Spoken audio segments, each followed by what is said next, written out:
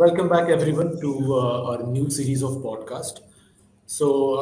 This podcast series is going to be a little different. It's the podcast that we had earlier. We had several topics revolved around Gen AI, which had some topics on RPA versus ChatGPT. But this time we are moving a little bit different. The topic for today's podcast will be about having an interaction with a person who is new to RPA. There's always been this question about freshers or people who want to have their career in RPA, that what kind of preparations or what things they need to know before they enter the career. So for this particular podcast has been designed in order to make sure that we share our experiences, and these experiences are going to matter for all the viewers who are looking for their bright career in RPA. So today with me, I have my guest. She is a co-worker in Accelerate in our organization. Hi Mugdha, welcome to AI Accelerators. How are you doing? I'm doing great. How are you doing? I'm doing great as well. Thank you for asking. As you know, this podcast is all about to talk the experience of what kind of preparation you have gone through well before going for an interview for RPA as a UiPath developer. So, in general, before I go to my first question, if you want to sum up, in two or three sentences, how was your experience so far? This was one of the smoothest interview experiences I've had. Everyone was like really great, and I feel like this was kind of meant to be because of how smoothly it went. Okay. So it's been great actually.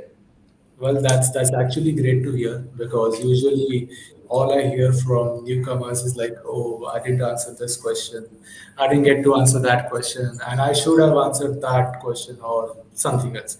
But it's quite good to hear from you that it went really well. Jumping on my first question, which thrives my curiosity, it's about what interests you about RPA. I mean, what sparked your curiosity so that you have decided that you want to have a career in RPA. So basically, I've done my graduation in electronics and telecommunications. So an IT career would mean that my competition is all the CSIT graduates who have been getting hands on with coding from the very first year. Of course, And for me, I had those subjects, but again, like not so much. So, as I started exploring opportunities, I knew some of my friends, they were into RPA and I knew about it a little bit, but not so much. Then I started, so for the interview, to prepare for the interview, I did a course from the UiPath Academy about that's RPA, and then that's how I got introduced to the field. And wow. then like I realized that this is not so much coding, it is like a lot of low code no code, but at the same time it is challenging also Of course, because yes. Yeah. you you do require the programming logic, so that is fun. Problem solving is fun for me, coding is not. Okay. So for me it's like the perfect blend. Well, that was quite a detailed answer. In my time when I asked you this question, even I got back into the memories where I gave my first interview. So it was all about actually I was knowing about RPA eventually. Then I went through the interview process. But of course, one thing that I must say, which I agree to your point, is that UiPath Academy offers a lot of courses, right? So basically, even if it is for anyone who knows RPA or maybe a little information about it, even at our times we went through the courses. We had some basic developer course done where we knew what exactly UiPath is, not much in detail, but that was kind of a thing where we were at ease when we got to know that it's not like a completely coding thing, just like we see any other tools. But yes, as you mentioned, it was a low code, no code. So Yes, it is like people from other background as well, they can go for it. And those courses are also very well designed, by the way. Like, it's really nice, and the UI is really nice. You have that little robot always guiding you to the courses, the navigating one. Yes, of course, they have designed it very well. Yeah. So, if we talk about challenges, Mugdha, like every newcomer face some or the other challenge before he appears for the interview. So, from your perspective, what was the biggest challenge, or maybe one of the biggest challenge you can consider that you faced before you appeared for an interview? So, for me, before I appeared for the interview, I did not know anything about RPA. Like, I knew very little about RPA. I won't say anything. I didn't know if that was enough. So I was obviously like nervous that I don't know what are they gonna ask me. But Okay. yeah, so then also another thing was so when I tried to do the Mhm. course was very long and very detailed. Like now I realize that I did not have to do it in so much detail, but Yeah. but to pass the interview. Otherwise, yes, but back then I had to like I felt like I needed to know everything. How else will I pass the interview? So finishing the course in a very limited amount of time, like I had 2 days to complete a 48 hours course. Oh, So that's for like me, very cut to cut for 24 hours to mention. yeah, exactly. Like if you do the math, when do you sleep?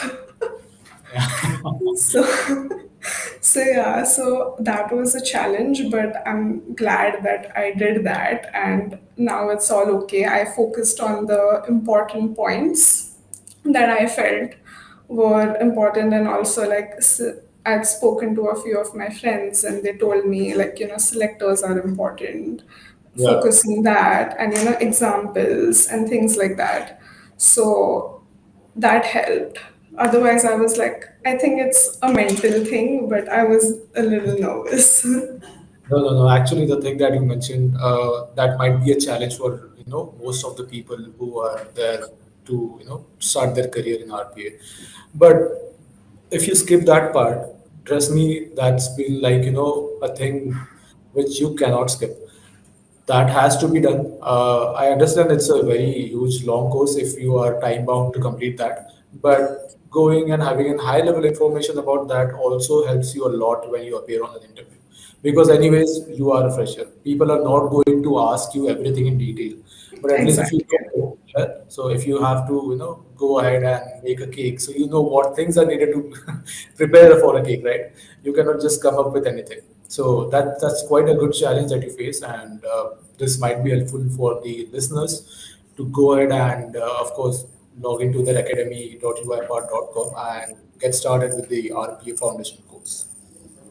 So there's always been one thought process that I always carry with me when I in my time as well, and when I see some freshers getting interviewed in any organization, that the step that they are going to take, this will be the first step into their corporate lives, right? So when you were about to take that, so overall, what was your thought process? You knew about RP, of course, but what was the thought process that you came? Because were there any other thoughts? Were there any second thought that am I doing the right thing or not? So how was it? So, honestly, knowing that I was going to start my career with RPA was something that made me feel very confident about my future Nice, because, yeah, because there's a lot of scope, is what I have realized.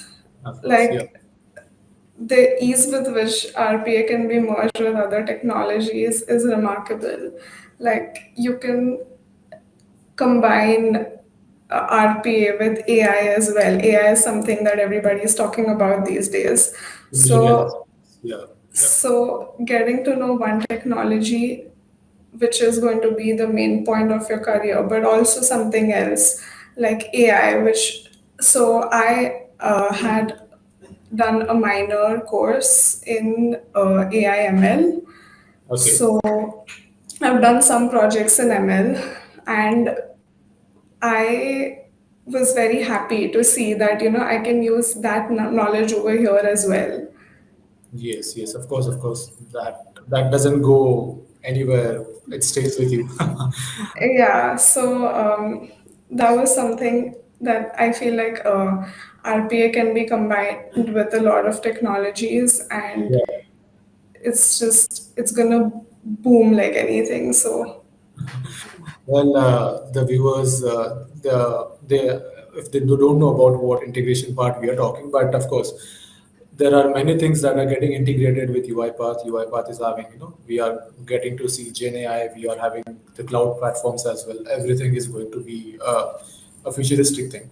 And every day and every week, we get to hear some good products from UiPath that they have launched. Like recently, we saw the Forward 6 event. They had some really good products if we consider Autopilot or the Clipboard AI, the trust layer.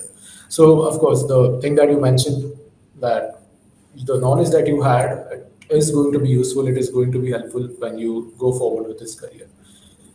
So, just to wrap up this one with the part one, I would like to ask you the one last question. I don't want to drag this too much, but tell me the best way to prepare for an interview for a newcomer if that one interview is only the only aim for that particular candidate. It's like, okay, I have to crack it. So, what would be your tips on this? from what I've experienced, I feel like the best way to prepare for an interview is firstly, you need to have your programming basics cleared. Like Yeah. you don't it's better if you know a language like C++ or Java, but Mhm. you need to know the basics of it, not too much in detail. Like you need to Okay. know the oops concepts and the loops, conditional statements. These are the basic things that you must know, because Okay. this is the logic that you're gonna build all your code on. Yeah. So that is something that you should know. Other than that, a person they can do courses from the UiPath Academy. So Yeah. there's the one that I did was a RPA Developer Foundation course. That's That good. Yeah. was that was the best. Like that is where I understood everything about RPA mainly. Like that covers most of it. Yeah. Then, if you want to dive in a little bit more, then you can do the advanced course as well. So there are many courses, and I feel like even if there are other tools, they also have their own courses. Mhm. Of course. And just to add up on what you mentioned, we also have many, UiPath tech people who uploads their, YouTube videos as well, Oh their yeah. learnings as well, right? So somewhere, if you want to learn about particular part, for example, selectors, you can just, and you know that, you have a limited amount of time to go ahead. So if we just go on YouTube and search for any good names that we have, we can have some more information on that as well. So I guess whatever you have covered, it might boost the confidence of a newcomer who is actually watching this podcast and will be blessed to have such good opinions and takes from you, Mugdha. That's was a really good experience that you shared.